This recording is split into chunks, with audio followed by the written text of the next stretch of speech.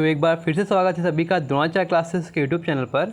और मैं हिमांशु कश्यप। थोड़ा सा टेक्निकल इशू की वजह से क्लास रुक गई थी, कोई बात नहीं, उसको आगे हम कंटिन्यू करेंगे। बात कर रहे थे क्वेश्चन नंबर 10 की, तो वहीं पहुंचते हैं, क्वेश्चन नंबर 10 की बात करते हैं।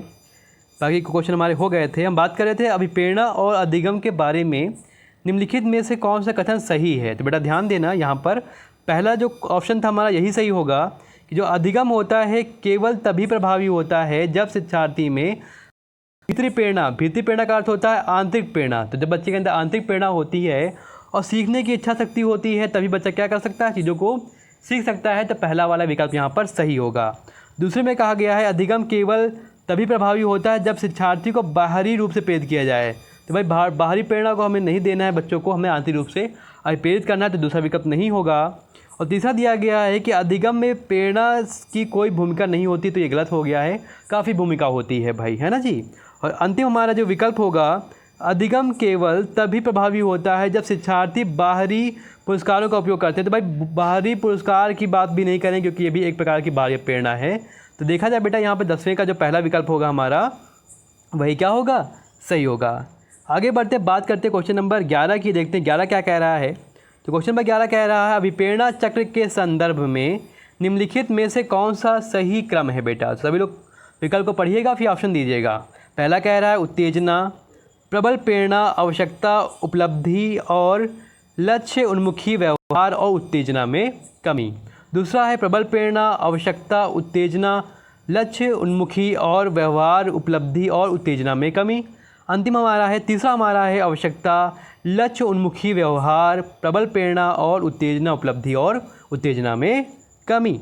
और चौथा क्या है भाई, आवश्यकता, प्रबल प्रेरणा, उत्तेजना और लक्ष्य उन्मुखी व्यवहार, उपलब्धि, उत्तेजना में कमी। तो बेटा यहाँ पर बताना आप लोग 11वें का आंसर क्या होगा भाई। बहुत ही बढ़िया क्वेश्चन है। यहाँ पर जो 11वें का जो अंतिम विकल्प होगा वो सही होगा भाई, क्योंकि हमने बताया था अभिप्रेरणा तभी आती है जब हमारे पास आवश्यकता आती है भाई, है ना बेटा। या कहें आवश्यकता है अभिप्रेरणा की क्या है, जननी है। तो भाई तीसरा विकल्प तो नहीं होगा, क्योंकि यहाँ पर आवश्यकता तो दिया गया है, लेकिन बाद में दिया गया लक्ष्य उन्मुखी व्यवहार। तो भाई यहाँ पर लक्ष्य उन्मुखी व्यवहार नहीं होता, यहाँ बात किसकी होती है, प्रबल प्रेरणा की। पहले प्रबल प्रेरणा आती है, फिर उत्तेजना आती है, फिर लक्ष्य उन्मुखी व्यवहार आते हैं, उपलब्धि आती है, फिर उत्तेजना में कमी आती है। हमने आपको आज दोपहर में हमने एक चक्र सिखाया था, बनाया था हमने उपलब्धि का, प्रेरणा का, उसको एक बार देख लीजिएगा दोबारा आप लोग, तो ये चीज़ें क्लियर हो जाएंगी।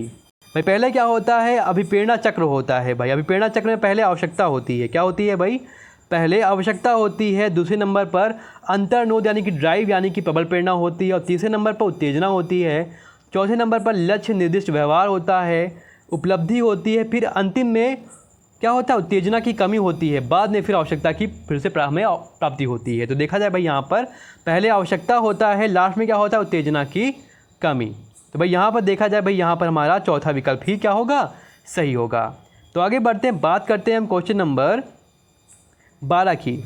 तो 12 कह रहा है एक विद्यार्थी उच्च स्तरीय सृजनशील रंगमंचीय कलाकार बनना चाहता है, उसके लिए निम्नलिखित में से कौन सा उपाय सबसे कम प्रेरक होगा। बेटा बात कर रहे हैं कम प्रेरक की, तो ध्यान देना बेटा।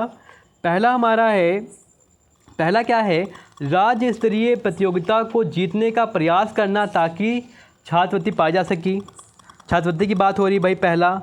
दूसरा है अपने रंगमंचीय कलाकार साथियों के साथ सहानुभूतिपूर्ण, स्नेही तथा सहयोगी संबंध विकसित करना। तीसरा है उन रंगमंचीय कौशलों को अधिक समय देना जिससे वह प्रफुल्लित होता है। और चौथा है संसार के श्रेष्ठ रंगमंचीय कलाकारों की निष्पत्ति से संबंधित साहित्य पढ़ने के लिए तथा उससे सीखने के प्रयास के लिए कहना। बेटा तो देखना बेटा यहाँ पर ये विकल्प जो हमारा है गलत हो गया है, क्योंकि यहाँ बात हो रही छात्रवृत्ति की। भाई सबसे कम जो प्रेरक होगा क्या होगा, छात्रवृत्ति, क्योंकि हम बच्चों को सिखाते इसलिए नहीं है कि वो छात्रवृत्ति पा सके बेटा, है ना। तो पहला विकल्प क्या होगा, यहाँ सही होगा। और बाकी देखा जाए भाई सहानुभूति है, स्नेह है, सहयोग है, तो भाई ये सही है ना, सही होगा बेटा। और तीसरा दिया गया है कि प्रफुल्लित होता है, तो बिल्कुल ये भी सही है। और साहित्य पढ़ने के लिए भी भाई यहाँ बात सही होगी भाई, है ना। लेकिन देखा जाए यहाँ पर पहला विकल्प ही क्या है, कम प्रेरक होगा बेटा। तो 12वें का पहला विकल्प सही होगा। आगे बढ़ते बात करते हैं क्वेश्चन नंबर 13 की। तो 13 कह रहा है बच्चों को अपने अध्ययन में प्रयास करने हेतु प्रोत्साहित करने के लिए शिक्षकों को डैश की आवश्यकता होती है। किसकी आवश्यकता होती है? तो पहला है बच्चों को नियंत्रण में रखने की, दूसरा है अन्य बच्चों के साथ तुलना करने की, तीसरा है बच्चों को प्रेरित करने के लिए, और अंतिम क्या है? बच्चे को डांटने के लिए। तो भाई आप लोग जानते होंगे यहाँ पर हम बच्चे को नियंत्रित नहीं रखते हैं, तुलना नहीं करते हैं, प्रेरित करते हैं बच्चों को, ना ही बच्चों को हम डांटते हैं। तो यहाँ पर 13वें का भाई तीसरा विकल्प क्या होगा? सही होगा। तो आगे बढ़ते हैं, बात करते हैं क्वेश्चन नंबर 14 की। काफ़ी बढ़िया क्वेश्चन है 14 नंबर। तो कह रहा है बच्चे को सीखने हेतु अभिप्रेरित करने के लिए शिक्षक को बढ़ावा देना चाहिए। किसका? प्रतिस्पर्धा का। दूसरा है कक्षा में प्रथम आने वाले बच्चों को पुरस्कृत करके। तीसरा है सीखने हेतु उचित स्थिति और वातावरण का सृजन करके। और चौथा है कक्षा में प्रतिभाशाली बच्चों की प्रशंसा करके। तो भाई यहाँ पर हमारा जो विकल्प होगा भाई तीसरा वाला सही होगा कि हमें क्या करना है? सीखने हेतु उचित स्थिति और वातावरण का निर्माण करना, सृजन करना है। यहाँ पर तीसरा विकल्प सही होगा। हमें बच्चों की प्रतिस्पर्धा नहीं करवानी है, पुरस्कार नहीं देना है, और पर्टिकुलर हमें प्रतिभाशाली बच्चों की प्रशंसा नहीं करनी है, सभी की प्रशंसा करनी है भाई, है ना। सभी बच्चे हमारे लिए एक समान है, ये थोड़ी ना है कि हमें प्रतिभाशाली बच्चों की प्रशंसा करनी होगी भाई, है ना बेटा। तो यहाँ पर हमारा 14वें का तीसरा विकल्प क्या होगा? सही होगा भाई। अब बढ़ते हैं अंतिम क्वेश्चन की ओर, क्वेश्चन नंबर 15 हमारा कह रहा है उपलब्धि अभिप्रेरक के संबंध में निम्नलिखित में से कौन सा कथन सही है बेटा? तो पहला है उपलब्धि अभिप्रेरक जीवित रहने के लिए आवश्यक है। दूसरा है यदि व्यक्तिगत क्षमताओं की संतुष्टि महत्वपूर्ण है तो उपलब्धि अभिप्रेरक को विकास प्रेरक कहा जा सकता है। यदि व्यक्तियों के मध्य प्रतियोगिता का बल है तो उपलब्धि अभिप्रेरक को सामाजिक अभिप्रेरक कहा जा सकता है। तो यहाँ पर कौन सा विकल्प सही होगा बताना बेटा। यहाँ पर वैसे देखा जाए तो यहाँ पर सभी विकल्प सही होंगे भाई। तो 15वें का जो अंतिम विकल्प होगा हमारा सही होगा कि जो उपलब्धि होती है अभिप्रेरक जीवित रखने के लिए आवश्यक होती है भाई, काफ़ी इंपॉर्टेंट है। दूसरा है यदि व्यक्तिगत क्षमताओं की संतुष्टि महत्वपूर्ण है तो यह उपलब्धि अभिप्रेरक को कि विकास प्रेरक को कहा जाता है बेटा, है ना। मतलब कि जो व्यक्तिगत क्षमताओं की प्रतिपुष्टि हो रही है, संतुष्टि हो रही है, तो इसको हम क्या बोलते हैं? विकास प्रेरक बोलते हैं, है ना बेटा। और तीसरा क्या है? यदि व्यक्तियों के मध्य प्रतियोगिता की बात होती है ना, तो उपलब्धि की जो ये उपलब्धि हमारी होती है उपलब्धि अभिप्रेरक होता है, इसको बोलते हैं क्या? सामाजिक अभिप्रेरक बोलते हैं। तो यहाँ पर हमारे तीनों विकल्प सही होंगे। तो देखा जाए भाई इसमें से सभी हमारे विकल्प सही होंगे भाई। तो ये हमारी आज की क्लास से कंप्लीट होती है।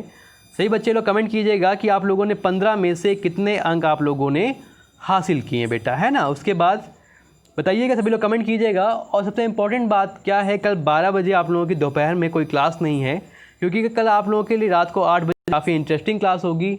एक Q&A का आयोजन किया गया है जहाँ पर जो आपने प्रश्न पूछे हैं अभी तक उन सभी के उत्तर दिए जाएंगे, है ना। तो कल आप लोग 8 बजे लाइव रहिएगा, 12 बजे वेट मत कीजिएगा, 12 बजे कोई क्लास नहीं होगी। तो कभी कैसी लगी आप लोगों को क्लास हमारी आज की, और कितनी मेहनत हमें आप लोगों की हमारी मेहनत जो है कैसी लगी, सभी लोग कमेंट कीजिएगा। और अधिक से अधिक लोगों को शेयर कीजिएगा बेटा, है ना। जितना आप शेयर करेंगे चीज़ों को, बच्चा उतनी चीज़ों को सीख सकेगा। और जो बच्चे नए हैं हमारे टेलीग्राम चैनल को जरूर ज्वाइन कर लें, क्योंकि टेलीग्राम पर ही सभी हम लिंक डालते हैं और PDF भी वहाँ पर हम प्रोवाइड करते हैं। तो अभी के लिए इतना ही, मिलते हैं कल रात को 8 बजे। सभी को धन्यवाद।